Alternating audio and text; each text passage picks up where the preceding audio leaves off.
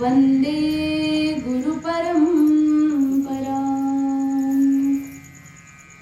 नमस्ते शारदे देवी काश्मीरपुरवासिनी।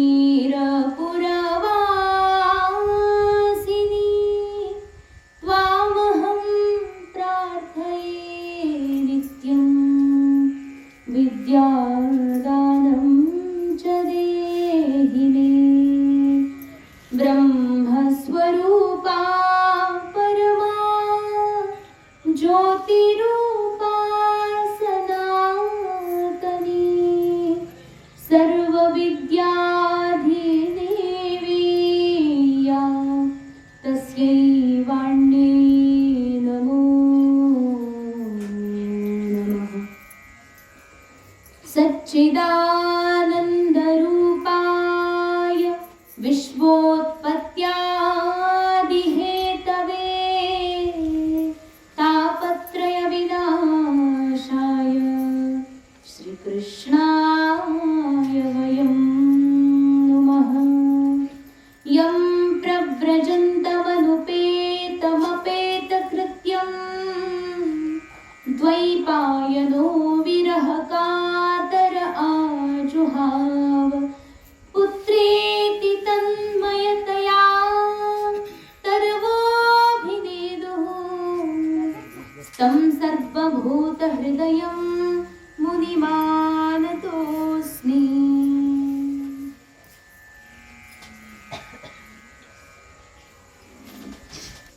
श्रीमद्भागवत कथा जानगंगा। आणि या कथेच्या अंतर्गत आपण सर्वांनी काल देवर्षी नारदजी महाराज यांच्या पूर्वजन्माची कथा सुंदर अशी श्रवण केली। खूप व्यवस्थित आणि आनंद देणारी, भगवान परमेश्वराच्या भक्तीचं महात्म्य वाढवणारी, सर्वांपर्यंत सर्वांना समजून सांगणारी की भगवान परमेश्वराच्या भक्तीचं आणि संत महापुरुषांच्या संगतीचं काय फळ आहे, अशी दिव्य कथा काल आपण सर्वांनी श्रवण केली। याच्यानंतर आता ही कथा पूर्ण श्रवण झाल्यानंतर शौनकजी महाराज आता सूतजी महाराजांना प्रश्न विचारतात की हे सूतजी महाराज, देवर्षी नारदजी महाराज तर त्या ठिकाणी अत्यंत भाव प्रधान आहेत, भक्तीचं वर्धन करणारे, भक्तीचं महात्म्य वाढवणारे आचार्य आहेत आणि देवर्षी नारदांचा साक्षात उपदेश ज्यांना मिळाले ते सर्व लोक धन्य आहेत। तर या ठिकाणी देवर्षी नारदांचा जो सुंदर असा उपदेश आहे तो उपदेश या ठिकाणी भगवान वेदव्यासांना झाला। मग वेदव्यास महाराजांनी या ठिकाणी काय केलं याच्यानंतर, अशा प्रकारे त्या ठिकाणी शौनकजी महाराजांनी प्रश्न केला होता। तर या प्रश्नाचं उत्तर आता सूतजी महाराज करतात। असं झालं, ब्रह्मनद्यां सरस्वत्यां आश्रमः पश्चिमे तटे तस्मिन् शम्या प्रास इति प्रोक्त ऋषीणां सत्रवर्धनः। या ठिकाणी आता सूतजी महाराज सांगतायत की देवर्षी नारद निघून गेल्यानंतर आता त्या ठिकाणी ब्रह्मनदी जी आहे, सरस्वती माता, सरस्वती मैयाला ब्रह्मनदी म्हटलं जातं। तर ब्रह्मनदी सरस्वतीच्या पश्चिम तटावरती एक सुंदर असा दिव्य आश्रम आहे, ज्या आश्रमाचं नाव आहे शम्यप्रास, शम्याप्रास आश्रम। आणि त्या आश्रमाच्या मध्ये निरंतर यज्ञ, होम, हवन आदी चालू असतं, कधी बंदच नाही बरं का। त्या आश्रमामध्ये यज्ञ कायम चालू आहेत। आणि त्याच आश्रमाच्या शेजारी तिथे एक सुंदर असा आश्रम आहे, कुणाचा? महर्षी वेदव्यासांचा। आणि त्या आश्रमाच्या चारही दिशांनी सुंदर बोराच्या झाडाचं काय आहे? वन आहे, पूर्ण जंगल आहे। कशाचं? बोरांच्या झाडाचं। तर अशा त्या बदरी वनामध्ये भगवान वेदव्यासांचा आश्रम, सरस्वती मैयाचा किनारा, आणि त्या सरस्वती मैयाच्या किनाऱ्यावर आता भगवान वेदव्यासांनी जो उपदेश नारदजी महाराजांकडून श्रवण केला होता त्या उपदेशाला अत्यंत एकाग्रपूर्वक ध्यान मुद्रामध्ये बसून भगवान परमेश्वराच्या श्री चरणावर संपूर्ण सर्वस्व समर्पित करून त्या परमात्म्याला आळवायला लागले. जे ज्ञान देवर्षी नारदांनी त्यांना प्रदान केलं, जे चतुश्लोकी भागवत देवर्षी नारदांनी वेदव्यासांना दिलं, त्या भागवत ग्रंथाला चतुश्लोकी भागवताचं चिंतन करून त्या ठिकाणी आता वेदव्यासांनी श्रीमद भागवताची लेखनी सुरुवात केलेली आहे. अशा प्रकारे या श्रीमद भागवताला मंगलाचरण करून भगवान परमेश्वराच्या भक्तांची एक एक उपाख्यान त्या ठिकाणी भगवान वेदव्यासांनी सुंदर अशा शब्दांमध्ये आणि भाव भक्तिपूर्वक असा हा ग्रंथ प्रतिबद्ध त्या ठिकाणी स्थापित केला. ग्रंथ त्या ठिकाणी लिहून संपन्न झाला आणि भगवान वेदव्यासांनी तो दिव्य असा ग्रंथ आपले पुत्र श्री शुकदेवजी महामुनी यांना त्या ठिकाणी शिकवला. तर अशा प्रकारे ही श्रीमद भागवत लेखनाच्या पृष्ठभूमीची ही संपूर्ण कथा आहे की हे भागवत कसं काय लिहिलं गेलं आणि कशा प्रकारे अशी काय प्रेरणा झाली जेणेकरून भगवान वेदव्यासांनी हे श्रीमद भागवत लिहिलं. तर मग अशा प्रकारे या ठिकाणी ऐकल्यानंतर शौनकजी महाराजांना प्रश्न पडला की हे सूतजी महाराज, ते भगवान शुक महामुनी जे की महामुनी आहेत आणि ज्यांची कथा सर्वादृत आहे, जे की परमहंस आहेत, ज्यांना कोणत्याही प्रकारची प्रवृत्ती निवृत्ती आदी कोणत्याही विषयांमध्ये ते कधी पडलेले, सदा सर्वदा परमहंस स्थिती आहे. म्हणजे प्रवृत्ती मार्ग म्हणजे वर्णाश्रम धर्माला अनुकूल जसं तुम्ही गृहस्थ जीवन जगताय तर हा प्रवृत्ती मार्ग आहे.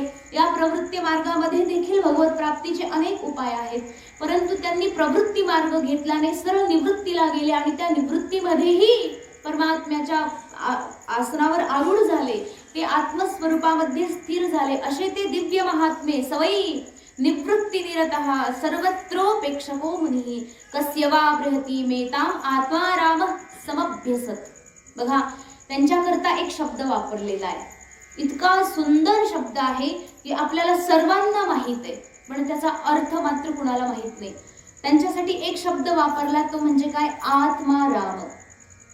आत्माराम शब्द माहिती आहे सर्वांना, बहुधा खूप लोकांचं हे नावही आहे आत्माराम. या आत्माराम शब्दाचा अर्थ होतो जो की आत्मस्वरूपामध्ये निरंतर रमतो, तो म्हणजे आत्माराम. कुठे रमतो? आत्मचिंतनामध्ये. आत्म म्हणजे काय? आत्मा नाही, आत्म म्हणजे स्वतः. स्वतः म्हणजे आत्म. संस्कृतमध्ये स्वतः याला पर्यायवाची एक शब्द आहे, तो म्हणजे आत्म. जो आत्म म्हणजे स्वतःमध्ये, स्वमध्ये, स्वतः मीच परमात्मा आहे, माझ्या आतमध्ये परमात्मा आहे, या भावावर सर्व समय आरूढ आहे. सदा सर्वदा आरूढ राहून केवळ स्वतःचं चिंतन करतात म्हणजे आत्मचिंतन करतात. असे आत्मामध्ये रमणारे आत्माराम असे ते संत महापुरुष जे की सदा सर्वदा निवृत्ती सर्वत्र अपेक्षकः मुनी, जे की कोणत्याही प्रकारची कोणाकडून कसलीच अपेक्षा करत नाही. या संपूर्ण संसारामधून अगदी निरपेक्ष झालेले आहेत. कोणत्याही वस्तूकडून, कोणत्याही व्यक्तीकडून, कोणत्याही साधनाकडून ज्यांची कुठलीच किंचितही अपेक्षा उरलेली नाही. असे ते श्री शुक महामुनी. ते कस्य वा बृहतीम एताम, एवढं श्रीमद भागवत ते कशा करता अभ्यास केलं बरं त्यांनी. आता जे आत्मा स्वरूपामध्ये निरंतर रमण करणारे आहेत, जे सदा सर्वदा भगवान परमेश्वराच्या श्री चरणावर ज्यांचं सर्वस्व समर्पित आहे, असे संत महात्मे, त्यांना या श्रीमद भागवत कथेच्या अभ्यासाची काय बरं एवढी गरज पडली. अशा प्रकारे प्रश्न या ठिकाणी शौनकजी महाराजांनी विचारला तेव्हा सूतजी महाराज आता उत्तर देतात की आत्मा रामाश्च मुनयो निर्ग्रंथा अपि उपक्रमे कुर्वन्ति अहेतुकीं भक्तिं इत्थं संभूत गुणो हरिः. हे महाराजजी, असं झालं, काय झालं म्हणतात, हे श्रीमद भागवत शास्त्र असं दिव्य आहे, अति उत्तम हे पुराण आहे आणि तेही लोक कल्याणा करता. हे कुणास करता लिहिलं होतं? भगवान वेदव्यासांनी. आपल्यासारख्या सर्वांचं कल्याण व्हावं, आपल्यासारख्यांचं हित व्हावं, हा दृष्टिकोन ठेवून त्या ठिकाणी या ग्रंथाचं लेखन केलं गेलेलं आहे. मग हा ग्रंथ लोक कल्याणाच्या कामाला यावा आणि तो अधिकार केवळ श्री शुकदेव महाराजांच्याकडे आहे. एक पहिली गोष्ट आणि दुसरी गोष्ट म्हणजे या ठिकाणी भगवान वेदव्यासांनी इतका सुंदर दिव्यतम असा ग्रंथ लिहिलेला आहे की त्या ग्रंथाचा एक एक शब्द सर्वांना आपल्याप्रती आकर्षित करणारा आहे. जो कोणी व्यक्ती बघा, त्या काळाची गोष्ट तर वेगळी आहे.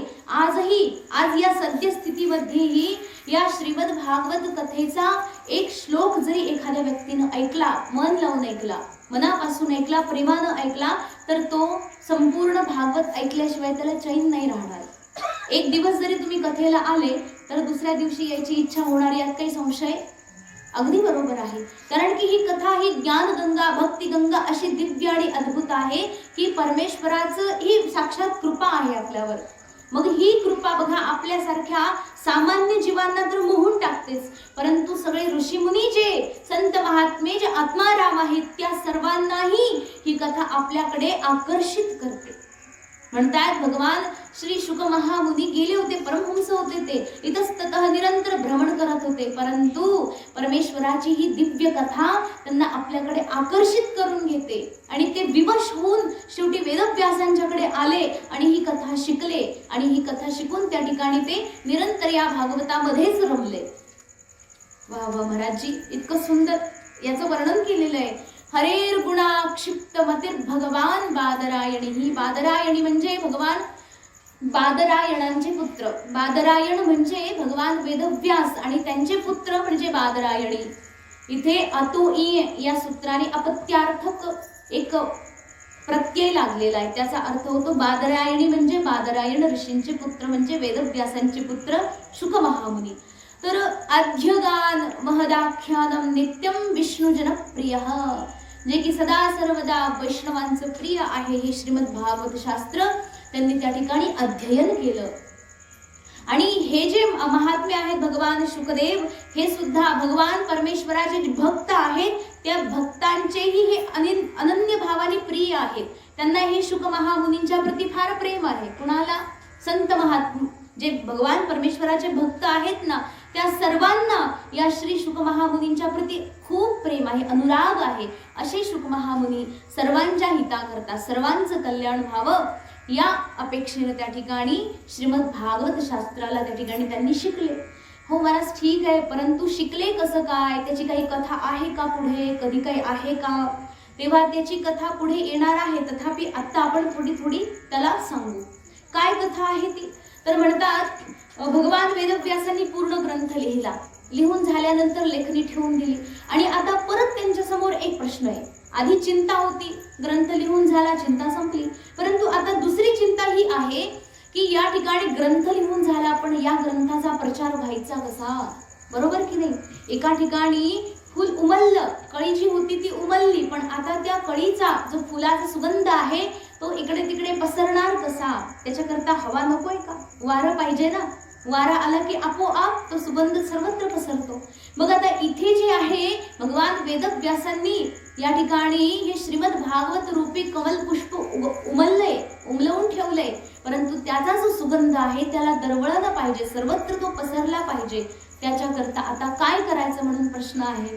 तर त्यांनी पाहिलं श्रीमद भागवत शास्त्र अत्यंत दिव्य मनमोहक आहे. मग या श्रीमद भागवत शास्त्रातला एखादा असा श्लोक काढायचा आणि त्या श्लोकाला त्यांनी आपल्या शिष्यांना शिकवलं. म्हणजे त्यांनी एक युक्ती केली की या श्लोकाला जर ऐकलं तर शुक महामुनी नक्कीच मोहित होतील आणि माझ्याकडे येतील. मग त्या ठिकाणी अशाच प्रकारे भगवान वेदव्यासांनी आपल्या सगळ्या शिष्यांना बोलावून घेतलं आणि एक सुंदर असा श्लोक शिकवला आणि म्हटले काय करायचं? म्हटले काय महाराज, हा श्लोक ज्या ठिकाणी भगवान शुकदेव ध्यान करायला बसलेले आहेत तिथे जायचं आणि वारंवार हा श्लोक त्यांच्या कानाला ऐकू जाईल एवढ्या मोठ्या आवाजामध्ये सतत गात राहायचं. म्हटले ठीक आहे, एवढीच गोष्ट, जाऊ म्हटले. तर श्लोक शिकला, पाठांतर झालं आणि ते वनामध्ये शुकदेव महामुनींना शोधत शोधत गेले. महामुनी भेटले त्या ठिकाणी एका वृक्षाखाली. ते भगवान परमेश्वराचं ध्यान लावून बसलेले, समाधीला लावून बसलेले. हे गेले आणि अगदी मोठ्या स्वरामध्ये श्लोक गायला लागले. बरहा पीडम नटवर वपू कर्णयो कर्णिकारम बिभ्राद्वा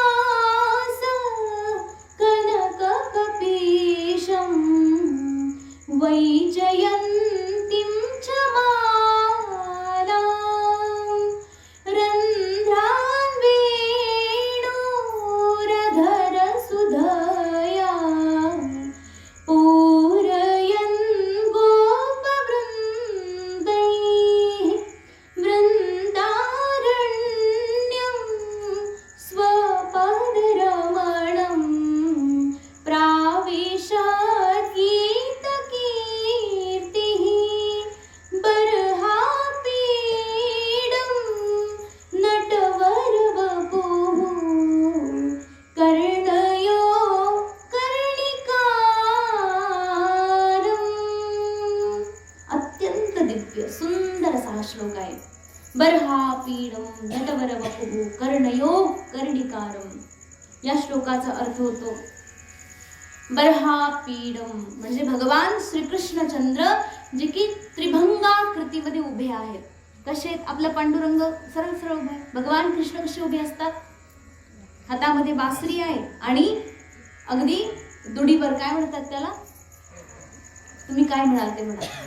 तर त्रिभंगाकृती भगवान परमात्मा उभे आहेत आणि इतकं सुंदर दिव्य मनमोहक ते रूप आहे. बर्हापीडम नटवर वपुः कर्णयो कर्णिकारम. कर्णयो हो म्हणजे कानामध्ये त्यांनी इतकी सुंदर असे दिव्य कुंडल घातली. ते कुंडल कशाची आहेत?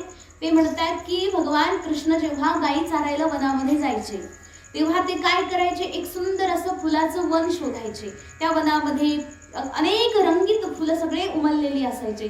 तर त्या फुलांना फांदीसोबत असं छान तोडून घ्यायचे आणि आपल्या कानामध्ये कर्णफूल म्हणून घालायचे आणि आपल्या केसामध्ये ते माळून ते इतकं सुंदर असं दिसायचं कर्णफूल की ते कानातलं फूल कानाच्याही पार खाली यायचं, तरीही ते इतकं सुंदर आणि अगदी गोमट दिसायचं. एकदम सगळे मोहून जातील इतकं दिव्य असं ते रूप आहे. कर्णयो कर्णिकारम बिभ्रद्वास कनक कपिशम वैजयंतीम च मालाम. गळ्यामध्ये वैजयंतीची माळा धारण केलेली आहे जी अत्यंत सुंदर आहे, दिव्य आहे. वैजयंतीची माळा जी की आपल्याला सध्या कुठेतरी पाहायला मिळते ती वैजयंती माळा खरी नव्हे. वैजयंतीची जी माळा आहे ती सध्या स्वर्गामध्येच आहे केवळ. आणि जर ती असेल तर आपण म्हणतो ना गळा वैजयंती डुल्लत वगैरे वगैरे, तर भगवान पांडुरंगाच्या गळ्यामध्ये वैजयंती माळ आहे परंतु ती आपल्या साधारण डोळ्यांनी दिसणार नाही. भगवान परमेश्वराच्या शरीरावर ते धारण आहे परंतु आपल्याला दिसेल एवढी दिव्य दृष्टी आपल्याकडे नाही. तर त्याच्यामध्ये काय आहे तर 5 प्रकारचे रत्न त्या वैजयंती माळेमध्ये असतात. हिरे मोती माणिक वगैरे इत्यादी सर्व मिळून त्या माळेची सुंदर अशी आकृती बनवलेली असते. ती सुंदर अशी माळ भगवान परमेश्वर श्री कृष्णचंद्रांच्या गळ्यामध्ये अत्यंत दिव्य अशी शोभत आहे, सुशोभित आहे. त्या ठिकाणी पुढे सांगतात वैजयंतीं च मालाम रंध्रान वेणोरधर सुधया. भगवान परमेश्वर श्री कृष्णचंद्रांनी आपल्या सुंदर ओठांवर जी की रसमाधुरी आहे, भगवान परमेश्वराचे दिव्य ओठ ज्यांच्यामधून सदा सर्वदा अमृत पाझरत आहे, अशा सुंदर ओठांवर ती सुंदर अशी छोटीशी बासरी धरलेली आहे. अधर सुधया पूरयन गोपवृंदैहि वृंदारण्यम स्वपदरमणम. आणि वृंदारण्य म्हणजे वृंदावनामध्ये आपल्या स्वतःच्या पायांनी भगवान परमेश्वर श्री कृष्णचंद्र भ्रमण करतात.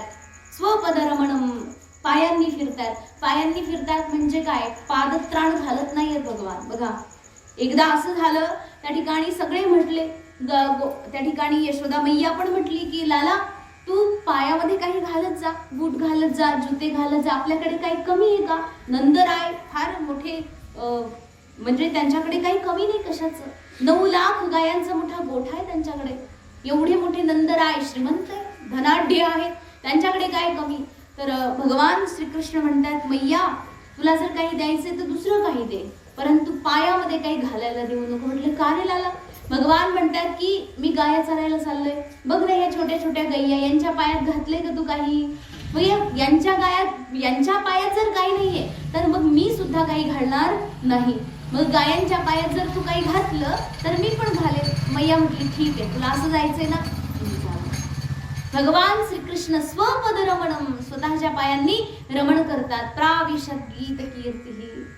भगवान परमेश्वराचे ते दिव्य सुंदर असे गुण सदा सर्वदा भक्तगण आपल्या सुंदर मुखातून आपल्या दिव्य वाणीतून निरंतर गात असतात. अशा प्रकारे इतका सुंदर आणि दिव्य असा हा श्लोक आहे. आणि हा श्लोक जो आहे तो वेणुगीताच्या आधी गायला जातो. वेणुगीत दशम स्कंधामध्ये बरं का. दशम स्कंध यायला लगभग 1 वर्ष लागेल आपल्याला अजून, त्याच्यामुळे त्याची लगेच वाट बघू नका. परंतु तिथे ते गायलेलं आहे वेणुगीत. आणि त्या वेणुगीतामध्ये इतकं सुंदर या श्लोकाचं वर्णन केलेलं आहे.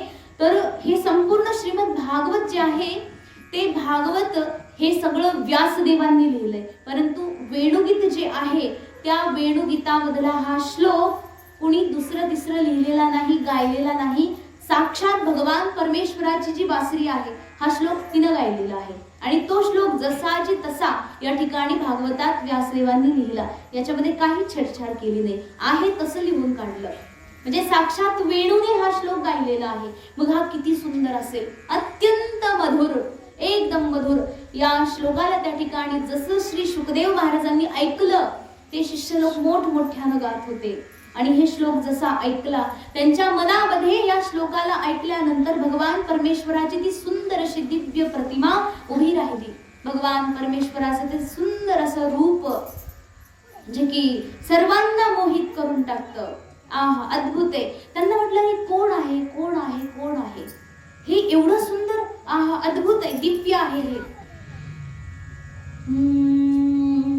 अरे कुंवर कहाँ को भूप,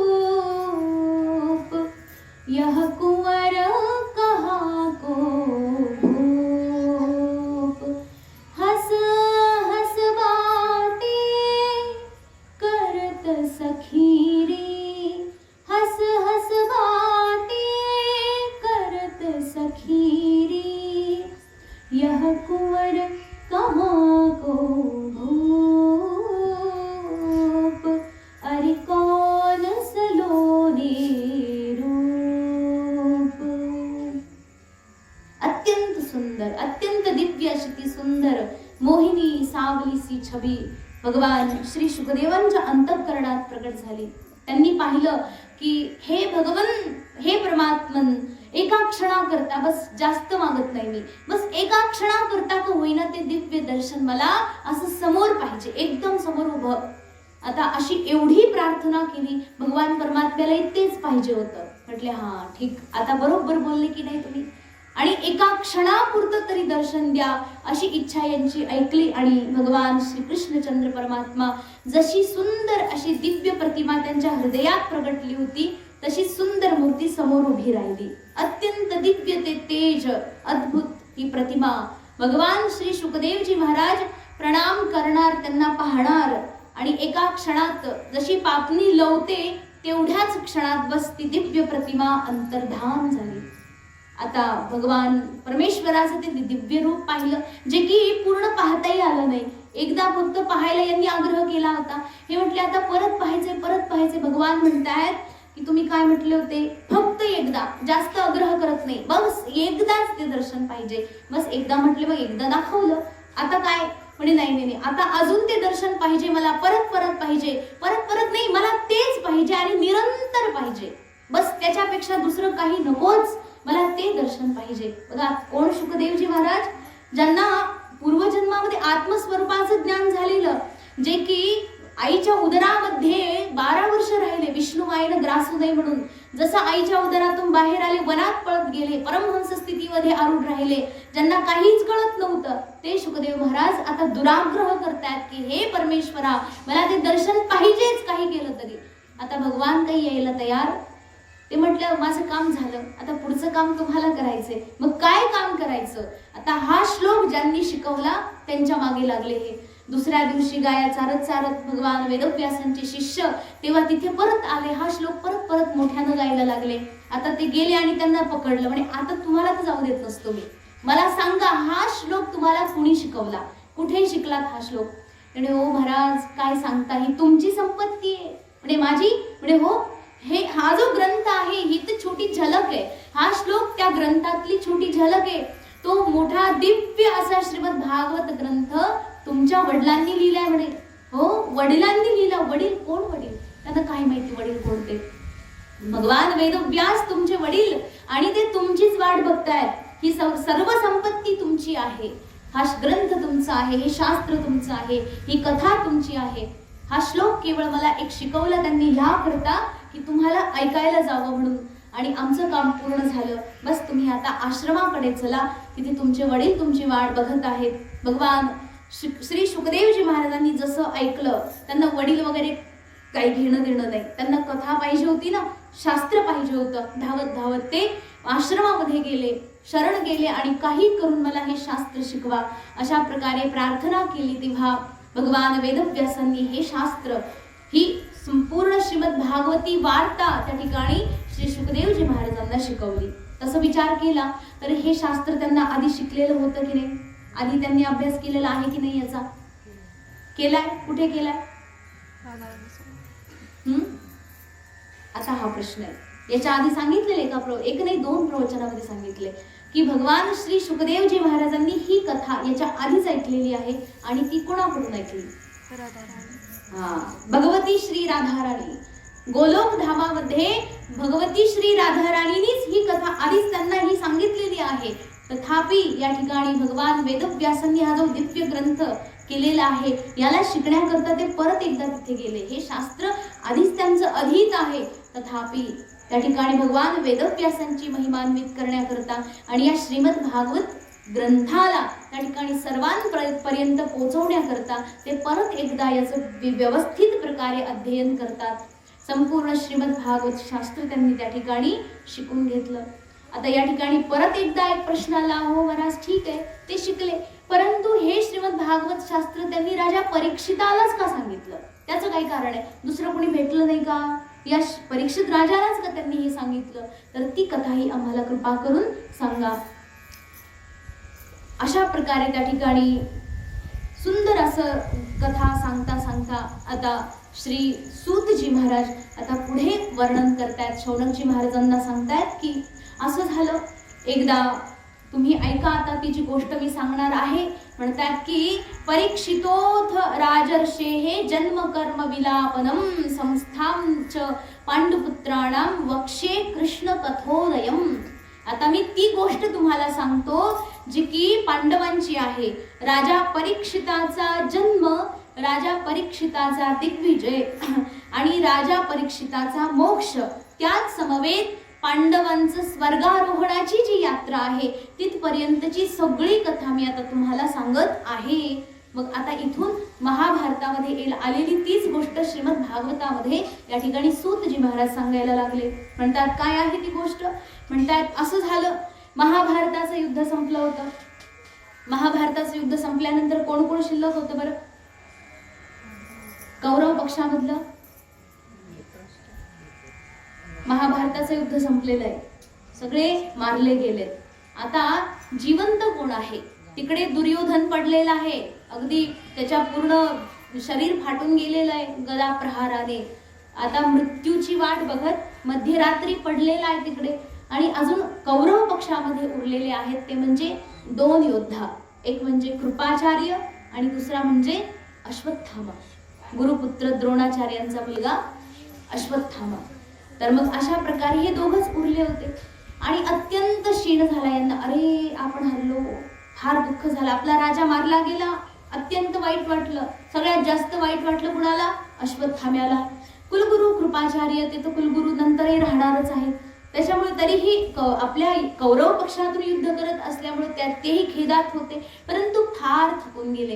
हे दोघेही मध्यरात्रीच्या वेळी दुर्योधनाला भेटले. तिकडे जाऊन त्याला दुर्योधनाला आश्वासन दिलं, म्हणे की हे बघ राजा, म्हणजे राजा अजूनही तू राजा कसला, आता मरायची वाट बघतोय हा, आता 1-2 मिनिटात मरण येईल. त्याला ते राजा म्हणतात.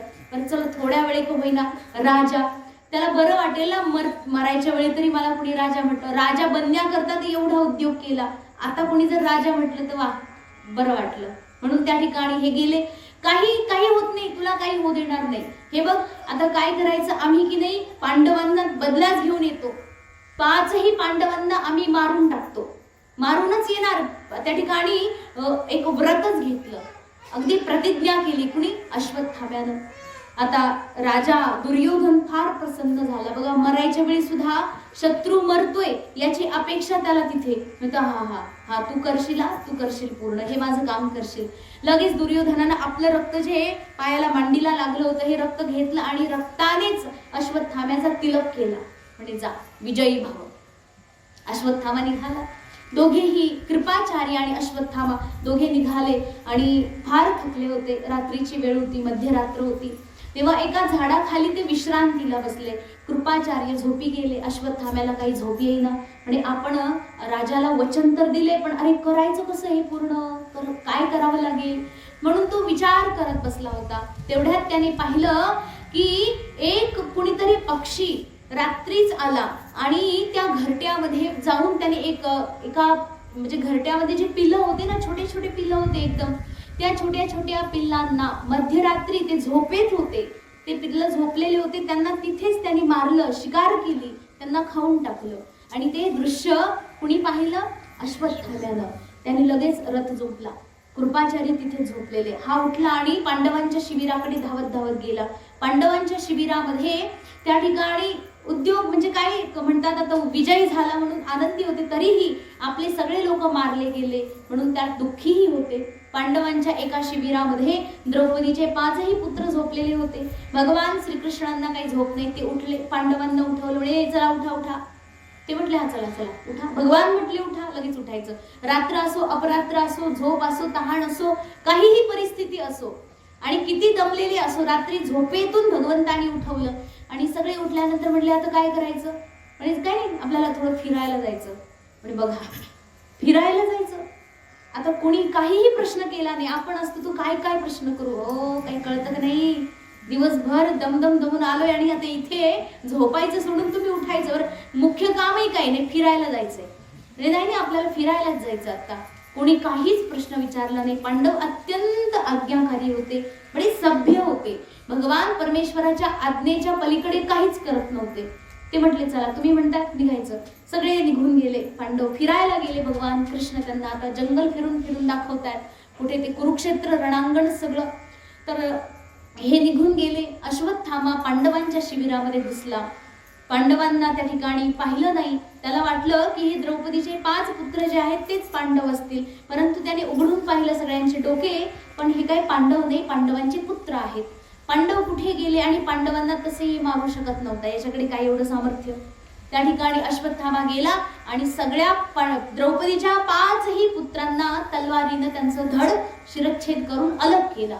सगळ्यांचे मुंडके एकत्र एका बोचक्यामध्ये गोळा केले, गाठोडं बांधलं आणि अत्यंत खुश होऊन आता गेला. कुठे गेला? दुर्योधनाला दाखवायला. म्हणजे राजा बघ मी पांडवांना मारून आणलं. दुर्योधन विश्वास बसत नाही, शक्य नाही म्हटले. तू काय, तुझ्यासारखे किती आले तरीही पांडवांना तू मारू शकत, कोणीच नाही मारू शकत म्हणे पांडवांना. का नाही मारू शकत? त्याचं अनेक कारण आहेत, ते आपल्याला काय करायचं. पण दुर्योधनाला पूर्ण विश्वास आहे, पांडवांना तू मारू शकत नाही. अरे मुंडके घेऊन आले, तू मानणार नाही, तू हा म्हणणार नाही म्हणून मी अगदी साक्ष पुरावा म्हणून घेऊनच आलोय.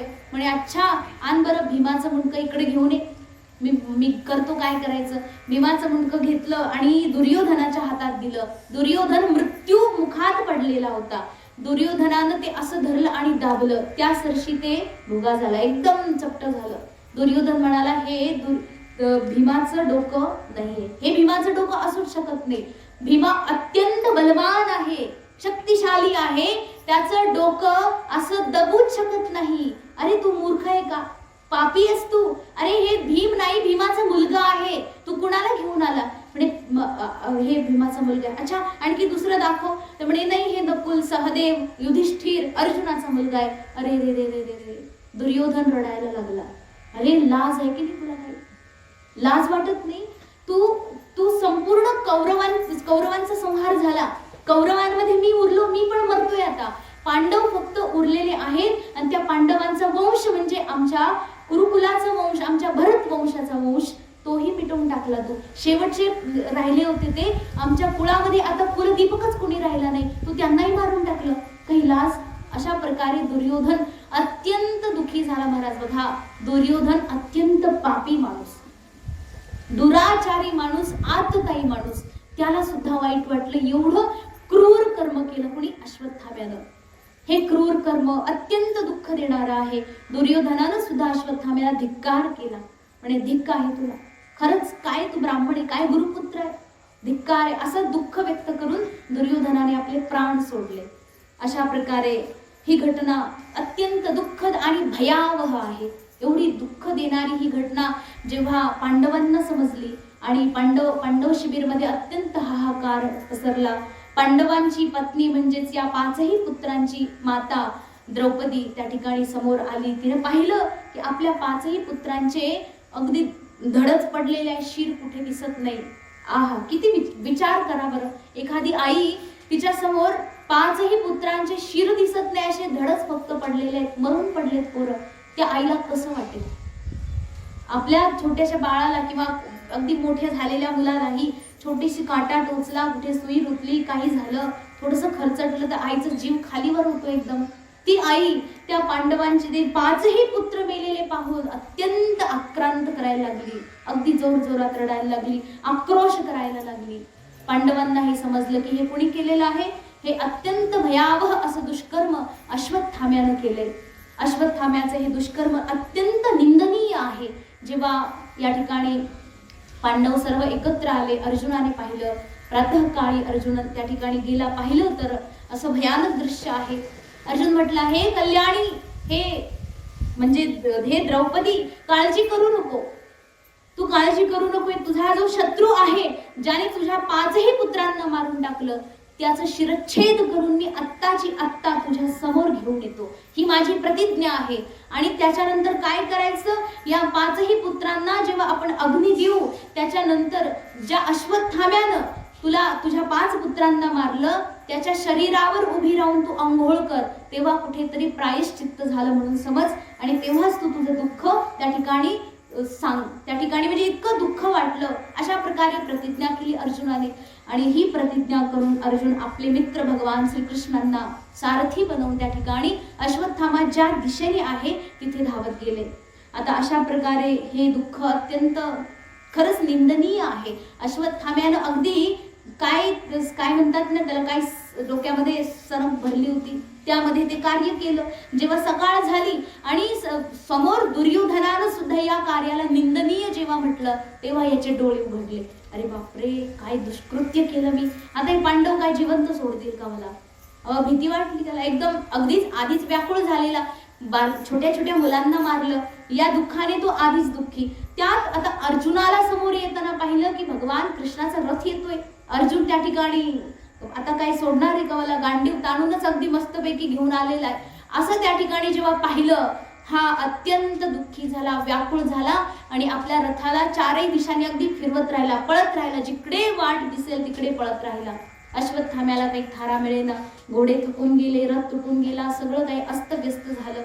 अश्वत्थामा म्हटला तर काय करायचं, जीवच धोक्यात आहे आता, अर्जुन काही सोडत.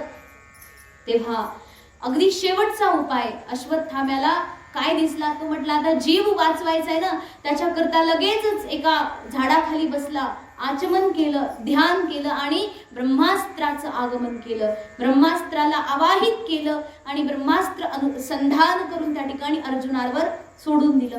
अर्जुनावर ब्रह्मास्त्र सोडलं कोणी, अश्वत्थाम्यानं. बघा, ब्रह्मास्त्र ही अंतिम शक्ती आहे या संपूर्ण चराचरामध्ये. जे अणुबॉम्ब ज्याला म्हणतो ना आपण, एक अणुबॉम्ब पडला होता हिरोशिमा नागासाकी, कसं सगळं जळून गेलं, अगदी काही शिल्लक नाही, तिथे आजही झाडं उगत नाही नीटनेटके. तर त्या प्रकारची ही फार मोठी ब्रह्मास्त्र तर संपूर्ण चराचर एका क्षणात नष्ट करू शकते, एवढं मोठं सामर्थ्य आहे ब्रह्मास्त्रामध्ये. आणि हे ब्रह्मास्त्र काही विचार न करता अश्वत्थाम्याने सोडून दिलं. अत्यंत दिव्य दबदब दबदब करत ते देदीप्यमान असं समोरून आलं. आणि अर्जुनाने पाहिलं, भगवंताला प्रार्थना केली की देवा, मला तर काही कळे नाही काय येते समोरून, असं काय आहे हे दिव्य तेज समोरून, एखादा सूर्य येतोय की काय, नेमकं काय आहे? भगवान कृष्ण म्हणतात की अर्जुना, स्वतःच्या प्राणाची रक्षा करण्याकरता या अश्वत्थाम्यानं आणखी एक कुटील बुद्धी रचली, ती म्हणजे ब्रह्मास्त्र सोडले तुझ्यावर. आता काय करायचं? प्राणांची रक्षा करण्याकरता ब्रह्मास्त्राला निस्तेज करावं लागेल. आणि ब्रह्मास्त्राला निस्तेज करण्याकरता ब्रह्मास्त्राशिवाय दुसरं कोणतं अस्त्रच नाही. मग या ठिकाणी काय करायचं देवा, असं जेव्हा अर्जुनाने विचारलं, भगवान म्हणतात की आता तूही ब्रह्मास्त्र सोड. अर्जुनानेही ब्रह्मास्त्र सोडलं आणि ते हे ब्रह्मास्त्र दोघे एकमेकांना अशी टक्कर झाली. आता संपूर्ण सृष्टीला ते जाळायला लागलं, कारण ब्रह्मास्त्राचं अद्भुत तेज आहे, तिकडूनही तेज इकडूनही तेज, आणि त्यात ते एकमेकांवर जेव्हा टक्करलं, मग मात्र संपूर्ण विश्व अगदी धू धू करून हळूहळू जळायला लागलं. विश्व संपूर्ण नष्ट होऊन जाईल. अशा प्रकारे भगवान श्रीकृष्ण म्हणतात की अर्जुना, आता तुला हे ब्रह्मास्त्र पाठीमागे घ्यावं लागेल, परंतु एक गोष्ट गडबड अशी आहे. काय गडबड आहे म्हटले? हे तू तर घेशील ब्रह्मास्त्र तुझं, पण ते अश्वत्थाम्याचं जे ब्रह्मास्त्र आहे ते काय करायचं? कारण त्याला ब्रह्मास्त्र फक्त सोडता येतं, त्याला परत पाठीमागे घेता येत. म्हणजे बघा काय मूर्ख माणूस तो. ब्रह्मास्त्राला पाठीमागे कसं घ्यायचं याची विद्या त्याला नाही. शिवाय ह्याची विद्या देणारे त्याचे स्वतःचे वडील होते. त्या वडिलांनी ब्रह्मास्त्र सोडायची विद्या तर दिली, पण पाठीमागे घ्यायची दिली नाही. कारण की त्यांना माहित होता माझा पुत्र असा दुराचारी आहे म्हणून, दुर्बुद्धी आहे, काहीतरी याचा दुरुपयोग नक्की करेल. ही विद्या फक्त अर्जुनाकडे होती. भगवान म्हटले ठीक आहे अर्जुना, दोन्हीही ब्रह्मास्त्र आता तू तुझ्याकडेच घे. मग अर्जुनाने दोन्हीही ब्रह्मास्त्र आपल्याकडे घेतले, शांत केले आणि आता मात्र त्या ठिकाणी अगदी मोठ्या पाशामध्ये, मोठ्या दोऱ्यामध्ये त्या अश्वत्थाम्याला अगदी जनावरासारखं बांधलं आणि फरफडत फरफडत घेऊन चालला. कुठे? शिबिराकडे. भगवान श्रीकृष्ण अर्जुनाला म्हणतात, अरे अर्जुना, तू आता काय बरं प्रतिज्ञा केली होती द्रौपदी जवळ? काय म्हणे? की मी त्या अश्वत्थाम्याचा शिरच्छेद करून त्याचं मुंडकं इथं घेऊन येईल, त्याचं धड घेऊन येईल आणि तू याला जिवंत घेऊन चाललास. हे बरं नाही. हा ब्रह्मबंधू आहे. ब्रह्मबंधू म्हणजे बघा इतकं सुंदर शब्द वापरलेला आहे, ब्रह्मबंधू. ब्रह्मबंधू म्हणजे हा फक्त ब्राह्मण दिसतो परंतु ब्राह्मण नाहीये, ब्राह्मणाचा भाऊ आहे. म्हणजे ब्राह्मणासारखा आहे परंतु ब्राह्मण नाही. बघा जातीनं तो ब्राह्मणच होता. कोण? अश्वत्थामा. तो ब्राह्मणच होता परंतु ब्राह्मण नव्हता, कारण की त्याच्या आतमध्ये ब्राह्मणाचा एकही गुण नव्हता. ब्राह्मणाचे काय गुण आहेत? सदा सर्वदा नीती, दान, स्वभाव अत्यंत धर्मपरायण, सत्यवादी, दयाळू, कृपाळू, सदा सर्वदा शीलवान आचरण करणारा, सदा सर्वदा सात्विक प्रवृत्तीमध्ये आत्मस्वरूपाचं चिंतन करत त्या ठिकाणी केवळ शास्त्राचं अध्ययन आणि अध्यापन कार्यामध्ये सदा सर्वदा निमग्न असणारा ब्राह्मण आहे. आणि हा काय करतोय? ब्रह्मबंधू. याने तर तुझ्या पुत्रांना मारले, अत्यंत घृणित पाप कार्य केले. असं कार्य आतापर्यंत पृथ्वीवर कुणी केलं नसेल. इतकं भयानक पाप कृत्य केलंय, ते पण झोपलेल्यांना मारले. बघा असं कोणी करत नाही. चांगले लोक जे आहेत ना ते लोक मारत नाही. मैनम पार्थार हसित्रातुम ब्रह्मबंधुमिमं जही. या ब्रह्मबंधूला मार, तू मारूनच टाक. आणि पुढे मत्तम, हो चांगले जे लोक असतात ना ते अशा लोकांना कधीच मारत नाही. कोणते लोक?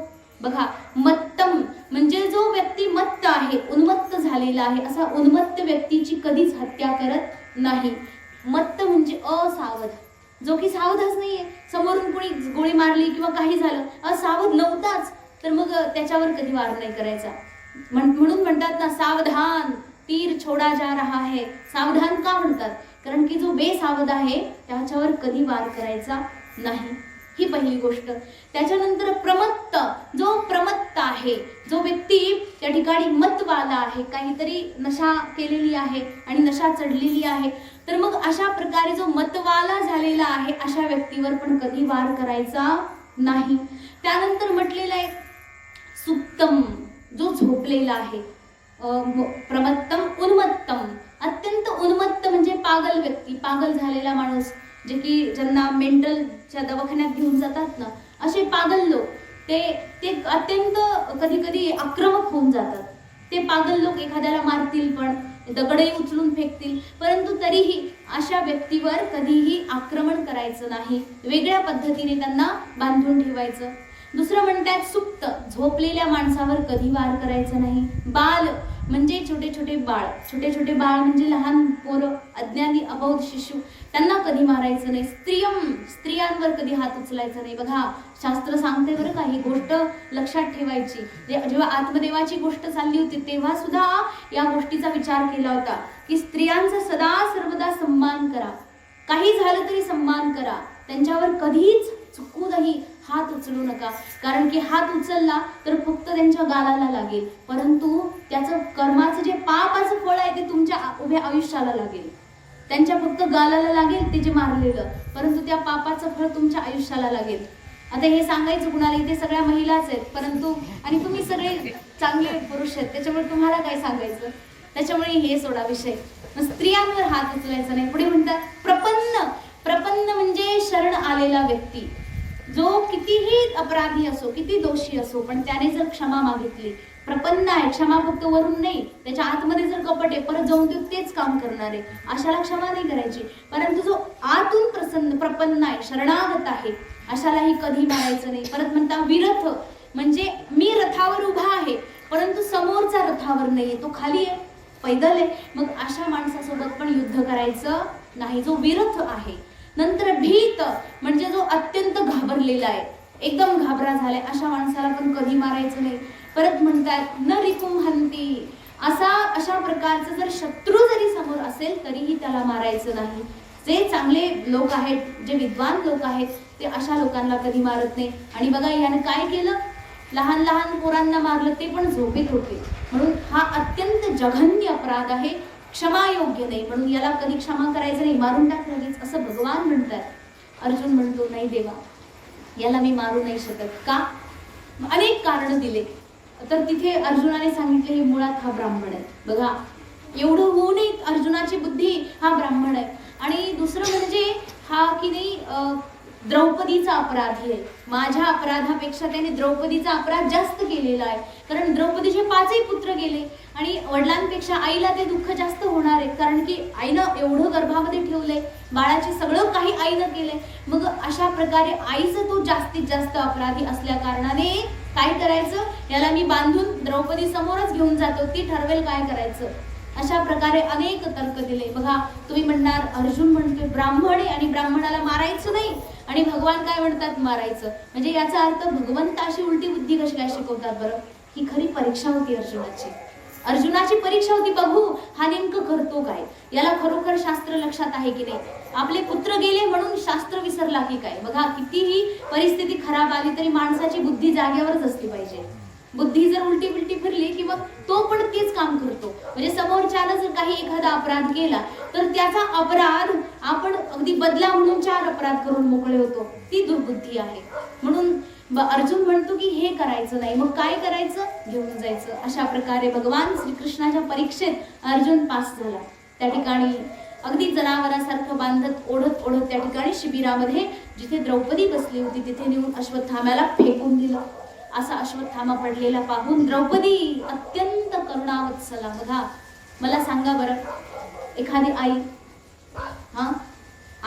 आणि त्या आईच्या 5ही मुलांना अशा प्रकारे ज्या माणसाने मारलं त्याला जर समोर आणलं, ती आई काय करेल, काय करेल बरं. तुम्ही सगळी आई आहेत ना, काय करतात. नाही असं व्हायचंच नाही कधी. तुम्ही विचार करू नका की तुमच्यावर अशी वेळ का म्हणून येईल. नाही असं कधीच होणार नाही. पण एक आई म्हणून तुम्ही विचार करू शकता ना की असं जर म्हणजे एखाद्या आईवर अशी वेळ आली तर ती काय करेल. मग द्रौपदीनं काय केलं असेल, काय केलं असेल. भागवतामध्ये सांगितले द्रौपदीने काय केलं. ऐकायचंय तुम्हाला, उद्या ऐकायचंय. हा विषय थोडासा मोठा आहे त्याच्यामुळे उद्या ऐकलं तर. मग आता काय केलं बरं द्रौपदीने, उद्या ऐकायचं. काय केलं असेल आता हे तुम्ही आपापसात चर्चा करा. जशी एखादी टीव्ही सिरियल पाहता घरी, अरे काय झालं, उद्या काय होईल त्याचं. आणि चुकून हुकून जर एखाद्या दिवशी सिरियल हुकली तर मग शेजारीला जाऊन विचारलं, अरे त्याचं काय झालं, ती तिथे जाणार होती. असं चालतंय ना.